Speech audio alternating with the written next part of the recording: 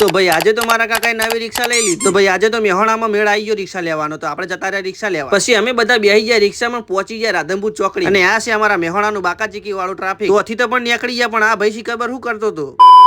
તો ફાઇનલી મિત્રો આપણે પહોંચી ગયા ટીવીએસ ના શોરૂમ. પણ મારો બેટો આ ભાઈ શું કરતો હતો. પછી બેસી ગયા અમે થોડીક વાર સોફામાં, ગણી લીધા થોડાક પૈસા. અને આ ભાઈ કે મને પણ વિડીયો મળો. અને આ બાજુ શી ખબર શું કરતા હતા કઈ ખબર ના પડી. અને આ ભાઈ ચોકલેટ ડબ્બો ખોલતા પકડાઈ ગયા. પછી ભાઈ રિક્ષા લઈને અમે નીકળી ગયા ઘર તરફ. તો ભાઈ આપણે નવી રિક્ષામાં બેસી ગયા. એમાં પાસે આપણા ડ્રાઈવરે છે એવા.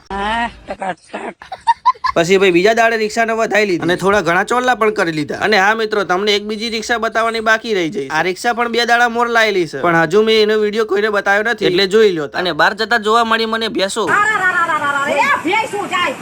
પછી ભાઈ તમારા ભાઈએ રિક્ષાનો ઓટો મારી લીધો. પછી બાઇક લઈને જવાનું થયું મેહોણાની જીઆઈડીસી. અને આ વિડીયો ગમ્યો હોય તો લાઈક ફોલો કરવાનું ભૂલતા નહીં. પાછા આપણે પહોંચી જાય મેહોણાની જીઆઈડીસી ના બીજા ગેટ. અને આ છે અમારા મેહોણાનું જીઆઈડીસી. ના જોયું હોય તો જોઈ લો. પછી હું મારા બાપુજી નીકળી ગયા ઘર તરફ. પાછા આવી ગયા અમારા કાકાની નવી રિક્ષા. અને આ હું શું, મને તો ઓળખો છો ને તમે બધા. પછી પહોંચી જાય આપણે મોઢેરા ચોકડી. અને આ છે અમારા મેહોણાનું નવું બસ સ્ટેન્ડ. ફરી એકવાર આપણે પહોંચી જાય ટીવીએસ ના શોરૂમ. થોડા ઘણા કાગળિયા બાકી હતા, એટલે આપણે પૂરા કરીને નીકળી ગયા ઘર તરફ. અને આ બાજુ ગણપતિનું વિસર્જનનું કામ ચાલતું. પછી આપણે આવી ગયા ઉમા સંસ્કાર વિદ્યાલય, કારણ કે અહીંથી લેવાના છે આપણે પ્રિયંકભાઈ. પ્રિયંકભાઈ નું નામ લીધું, પ્રિયંકભાઈ હાજર છે. અને આ વિડીયો તમને ગમ્યો હોય તો લાઈક ફોલો કરો અને મળીએ બીજા વ્લોગમાં.